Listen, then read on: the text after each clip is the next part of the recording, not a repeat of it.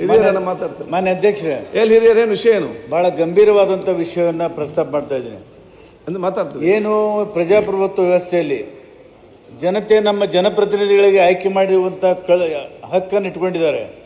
ನನಗೆ ಈ ವಿಧಾನಸಭೆಗೆ ಬರಲಿಕ್ಕೆ ಅಡ್ಡಿ ಮಾಡುವಂಥ ಒಂದು ಪ್ರಯತ್ನ ನಡೆದಿತ್ತು. ಯಾವಾಗ ಆ ಪ್ರಯತ್ನ ಇವತ್ತು ಬಯಲಿಗೆ ಬಂದಿದೆ. ವೋಟ್ ಚೋರ್ ಅನ್ನುವಂಥವ್ರು ಯಾರು ಅಂತ ಬಹಿರಂಗವಾಗಿದೆ. ಇದರ ಬಗ್ಗೆ ತಾವು ಚರ್ಚೆಗೆ ಅವಕಾಶ ಕೊಡಬೇಕು. ಯಾಕಂದ್ರೆ ಮಾನ್ಯ ಅಧ್ಯಕ್ಷರೇ, ನೀವು ಕೊಟ್ಟಿದ್ದೀರಿ, ಮತ್ತೆ ಕೊಡ್ತಾ ಇದ್ದೀರಿ, ಚರ್ಚೆ ಕೊಡುವ. ಕೊಟ್ಟಿದ್ದಾರೆ ಆಯ್ತು, ಮತ್ತೆ ಕೊಡ್ತಾರೆ ಚರ್ಚೆಗೆ. ಇದು ನನಗೊಬ್ಬರಿಗೆ ಸಂಬಂಧಪಟ್ಟಿದ್ದಲ್ಲ. ಮಾನ್ಯ ಅಧ್ಯಕ್ಷರೇ, ದಯಮಾಡಿ ನನಗೆ ಮಹಿಳಾ ಮತ್ತು ಮಕ್ಕಳ ಕಲ್ಯಾಣ ಇಲಾಖೆಯಲ್ಲಿ ಇಲ್ಲಿ ಎಷ್ಟು ಜನ ಜನರಲ್ಲಿ ಇಲ್ಲ, ನಾಳೆ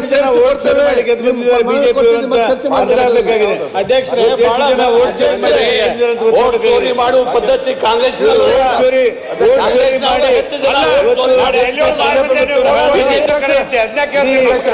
ನಾನು ಸಂವಿಧಾನದಲ್ಲಿ ಪ್ರೇಯರ್ ಮಾಡ್ತಾ ಇದ್ದಾರೆ.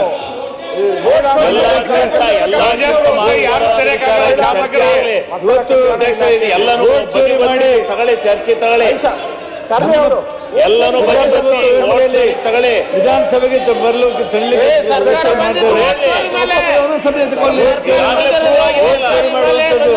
ಸರ್ಕಾರ ವೋಟ್ ಚೋರಿ ಮಾಡುವಂತದ್ದು ಮಾಡಿದ್ರು.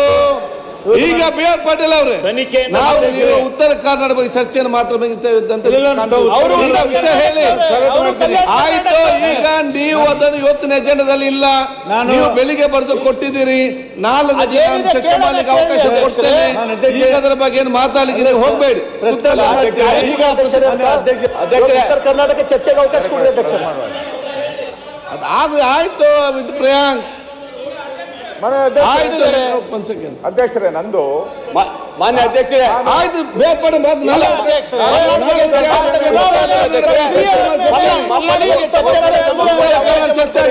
ಅದಕ್ಕೆ ಈ ಸದನದಲ್ಲಿ ಚರ್ಚೆ ಮಾಡಲಿಲ್ಲ.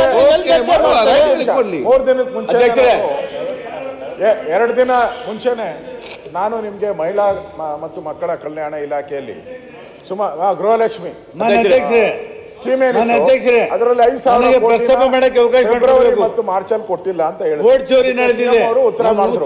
ಅದನ್ನ ಅದಾದ್ಮೇಲೆ ನೀವು ಅವತ್ತೇನು ಯಾರು ಆರೋಪಿಗಳಂತ ಗುರುತಿಸಿದ್ದಾರೆ ಕೊಡಿಸ್ತೀನಿ ಅಂತ ಹೇಳಿದ್ರಿ. ಸೋಮವಾರ ಅಧ್ಯಕ್ಷರೇ, ಶಾಮನೂರು ಮಾನ್ಯ ಅಧ್ಯಕ್ಷರೇ, ಅದಕ್ಕೋಸ್ಕರ ದಯವಿಟ್ಟು ಅದಕ್ಕೆ ಉತ್ತರ ಬೇಕಲ್ಲ. ಮಂತ್ರಿ ಇಲ್ಲ, ಅವರು ನೋಡ್ತಾರೆ ಮಾತಾಡ್ತಾರೆ. ಮಂತ್ರಿ ಎಷ್ಟೊತ್ತಿಗೆ ಯಾವ ಸಮಯಕ್ಕೆ ಅಂತ ನಿಗದಿ ಮಾಡಿ ತಾವೇ ಆ ಸ್ಥಾನದಿಂದ ಹೇಳಿದಿರಾ ನಾನು ಉತ್ತರ ಕೊಡ್ತೀನಿ ಅಂತ. ಇದು ದೊಡ್ಡ ಒಂದು ಅಲ್ಲ, ಶಾಸಕರು ಮತ್ತು ಸಚಿವರು ಕರೆಸಿ, ಶಾಸಕರು ಮತ್ತು ಸಚಿವರು ಕರೆಸಿ ಕೂತ್ಕೊಳ್ಳಿ ಅವರಿಗೆ ಉತ್ತರ. ಇಲ್ಲೇ ಕೊಡ್ತೀನಿ ಅಂತ ಹೇಳಿರೋ ಶಾಸಕರ ಅಂತ ಹೇಳಿಲ್ಲ, ಇಲ್ಲೇ ಉತ್ತರ ಕೊಡ್ತೀನಿ ಅಂತ ಹೇಳಿ, ಇಲ್ಲೇ ಉತ್ತರ ಕೊಡಿಸ್ತೀನಿ ಅಂತ ಹೇಳಿದ್ರು ಅಧ್ಯಕ್ಷರೇ. ಹೌಸ್ನಲ್ಲೇ ಉತ್ತರ ಕೊಡ್ತೀನಿ, ಏನ್ ಪ್ರಯೋಜನ ಹೇಳಿ.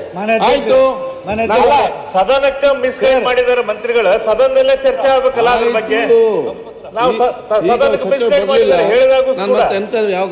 ಮಧ್ಯಾಹ್ನ ಮೇಲೆ ಕೊಡ್ತೀರಾ? ನೋಡಿ, ಸಚಿವ ಬರ್ಬೇಕಲ್ಲ ಸದನ, ಇವತ್ತಿದ್ದಾರೆ ಇಲ್ವೋ ಗೊತ್ತಿಲ್ಲ. ನಾನು ನೋಡ್ತೇನೆ. ನಾನು ಮತ್ತೆ ಹೇಳ್ತೇನೆ. ಮಧ್ಯಾಹ್ನ ಕೊಡಿಸ್ಬೇಕು. ನಾನು ಮೊದಲು ಸಭಾಧ್ಯಕ್ಷರೇ ಮಾಡಿ ಕರೆಕ್ಟ್ ಮಾಡ್ತೀರಿ. ಮಾನ್ಯ ಸಭಾಧ್ಯಕ್ಷರೇ, ನನಗೆ ವಿಷಯವನ್ನು ಪ್ರಸ್ತಾಪ ಮಾಡಕ್ಕೆ ಅವಕಾಶ ಮಾಡಿಕೊಡ್ಬೇಕು. ದಯಮಾಡಿ ತಾವು ವಿಷಯ ಪ್ರಸ್ತಾಪ ಮಾಡಕ್ಕೆ ಅವಕಾಶ. ಇವತ್ತು ಈಗ ಕೊಡಿ ಅಂತ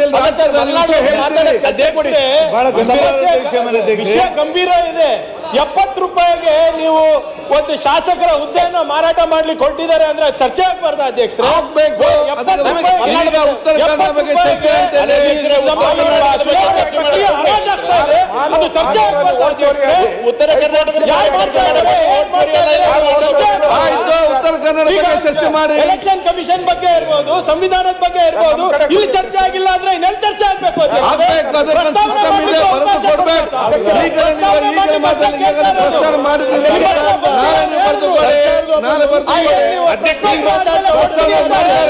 ಉತ್ತರ ಕನ್ನಡ ಬಗ್ಗೆ ಚರ್ಚೆ ಮಾಡಿ. ಸರ್ಕಾರದ ಒಬ್ಬ ಮಂತ್ರಿ ಚರ್ಚೆ ಉತ್ತರ ಕನ್ನಡ ಬಗ್ಗೆ ಚರ್ಚೆ ಮಾಡಿ.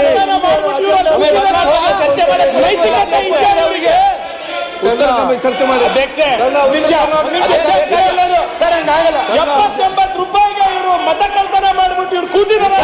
ಚರ್ಚೆ ಮಾಡಿ. ಆಯ್ತು, ಒಂದ್ ನಿಮಿಷ. ಮಾಡಬಾರ್ದು, ಪ್ರಸ್ತಾವನೆ ಮಾಡ್ಲಿಕ್ಕೆ ಆಯ್ತು ಕುಕ್ಕಲ್ಲಿ ಆಯ್ತು ಹೇಳಿದ್ದಾರೆ. ಒಂದ್ ನಿಮಿಷ ಕೂತ್ಕೊಳ್ಳಿ ಸರ್.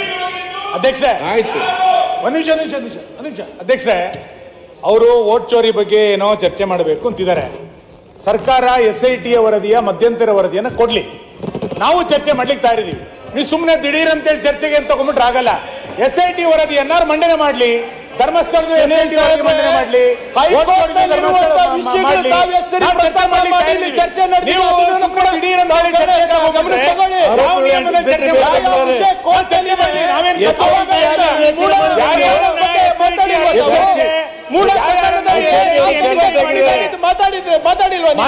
ಸಚಿವರು ವರದಿಯನ್ನ ವಾಲ್ಮೀಕಿ ಆಮೇಲೆ ಚರ್ಚೆ ಮಾಡಿ ಪ್ರಸ್ತಾವನೆ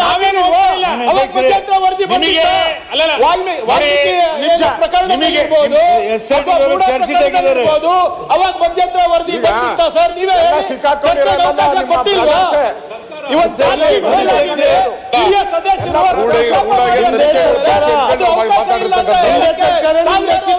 ಅಧ್ಯಕ್ಷರು ತನಿಖೆ ಮಾಡಿ ರಚನೆ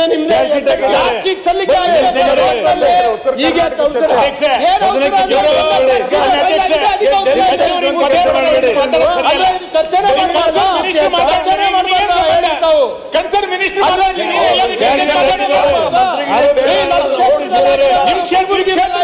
ಮಂತ್ರಿ ನೀವು, ನಮ್ಮ ಜಿಲ್ಲಾ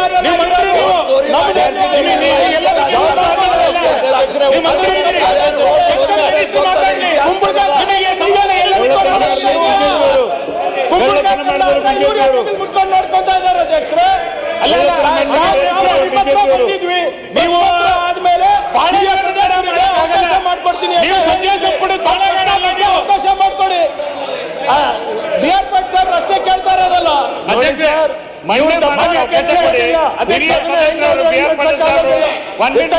ಬರ್ಬೇಕು, ಒಬ್ಬ ಮಂತ್ರಿ ಈ ರೀತಿ ಜವಾಬ್ದಾರಿಯಿಂದಾನೆ ಮಾತಾಡ್ತಾರೆ ಅಂದ್ರೆ ಜವಾಬ್ದಾರಿ ಬಗ್ಗೆ ಬಂದಿತ್ತ ಹೌಸಲ್ಲಿ ಚರ್ಚೆ ಮಾಡಿದ್ರೆ ಬಂದಿತ್ತ ಮಾಡಿದಿರಿ ಚರ್ಚೆ ಮೋಸ ಮಾಡಿ ಇಲ್ಲಿ ಬಂದಿದ್ದೀರಿ.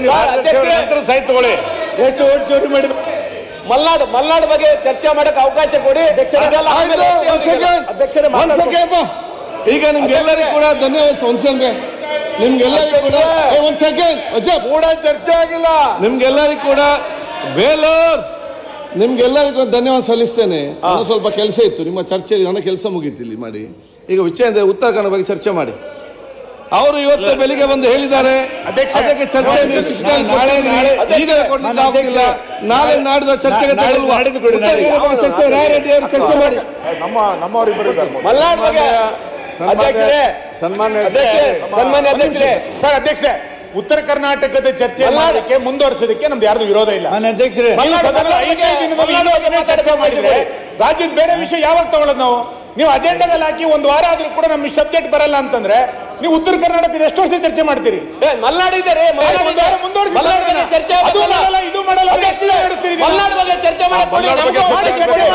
ಬೆಳಗಾವಿ ಅಧಿವೇಶನ ಬರೀ ಉತ್ತರ ಕರ್ನಾಟಕದ ಬಗ್ಗೆನೇ ಚರ್ಚೆ ಅಲ್ಲ, ನಾವು ರಾಜ್ಯದ ಬೇರೆ ಬೇರೆ ನಾವು ಬಂದಿದ್ದೀವಿ. ಮಲ್ನಾಡಿಂದ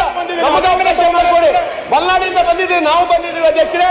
ನಮಗೆಲ್ಲ ಅವಕಾಶ ಮಾಡಿಕೊಡಿ, ಮಲ್ನಾಡಿಂದ ಅವಕಾಶ ನಮಗೂ ಮಾಡಿಕೊಡಿ. ಕೂತ್ಕೊಳ್ಳಿ ಮಾರೆ. ಅಲ್ಲ ಸರ್, ನಮಗೆ ಬೇರೆ ಬೇರೆ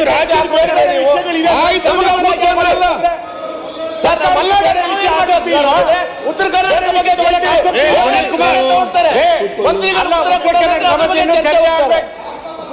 ನಮಗೆ ಕೊಡಿ, ನಮಗೆ ಅವಕಾಶ ಮಾಡಿಕೊಡಿ ಅಧ್ಯಕ್ಷರೇ.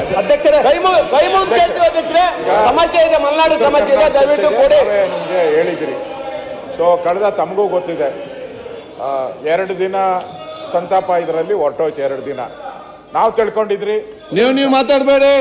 ನಾವು ತಿಳ್ಕೊಂಡಿದ್ರಿ ಉತ್ತರ ಕರ್ನಾಟಕ ಚರ್ಚೆಯನ್ನ 1-2 ದಿನ ಉತ್ತರ ಕರ್ನಾಟಕ ಚರ್ಚೆ ಆಗಿ 3ನೇ ದಿನ ಮುಖ್ಯಮಂತ್ರಿಗಳು ಉತ್ತರ ಕೊಡ್ತಾರೆ. 3 ದಿನದಲ್ಲಿ ಆಗುತ್ತೆ. ಅದಾದ್ಮೇಲೆ ಬೇರೆ ಬೇರೆ ಚರ್ಚೆ ಬರುತ್ತೆ ಅಂತ ನಾವೆಲ್ಲ ತಿಳ್ಕೊಂಡಿದ್ರಿ. ಇದು ಕಾರಣಾಂತರ 2 ದಿನ ಸಂತಾಪ ಹೊರಟೋಯ್ತು. ತಾವು ಇದನ್ನು ಇವತ್ತು ಸೋಮವಾರವಾಗಿ ಮಂಗಳವಾರ ಆಗಿದೆ. ಈಗ ಮಂಗಳವಾರ ಬಂದಿದೆ. ಇವತ್ತಿನ ಮುಖ್ಯಮಂತ್ರಿಗಳು ಇದಕ್ಕೆ ಉತ್ತರ ಕೊಡಬೇಕಾಗಿದೆ. ಅವ್ರು ಎಷ್ಟು ಟೈಮ್ ತಗೊಂತಾರೋ ಗೊತ್ತಿಲ್ಲ. ದಯವಿಟ್ಟು ಇವತ್ತೇ ಮುಖ್ಯಮಂತ್ರಿಗಳ ಉತ್ತರವನ್ನು ಕೊಡಿಸ್ತಾರೆ. ಇವತ್ತಿನ ನಾಳೆಯಿಂದ ಬೇರೆ ಏನೇನೋ ಅಜೆಂಡಾ ಇದೆಯಲ್ಲ, ಬಂದಿದೆಯಲ್ಲ 69, ಅದ್ರಲ್ಲಿ ಹೋಗೋಣ. ಈಗ 4-5 ದಿನ ಆಯ್ತು ಉತ್ತರ ಕರ್ನಾಟಕದ್ದು ಚರ್ಚೆ. ಸರ್, ನಾವಿನ್ನೂ ಹೊಸ ಉತ್ತರ ಬರ್ಲಿ. ಶಾಸಕರು ಮಾತಾಡಿ ಉತ್ತರ ಬರ್ಲಿ. ಮುಖ್ಯಮಂತ್ರಿಗಳು ಉತ್ತರ ಕೊಡ್ತಾರೆ. ಮಾತಾಡ್ಲಿಕ್ಕೆ ಅವಕಾಶ ಸಿಕ್ಕಿಲ್ಲ ಇನ್ನು ಮಾತಾಡಕ್ಕೆ. ಇಲ್ಲ, ಮಲ್ನಾಡ್ ಬಗ್ಗೆ ಮಾತಾಡಕ್ಕೆ ದಯವಿಟ್ಟು ಅವಕಾಶ ಮಾಡ್ಕೊಡ್ಬೇಕಾಗುತ್ತೆ. ಉತ್ತರ ಕರ್ನಾಟಕದಲ್ಲಿ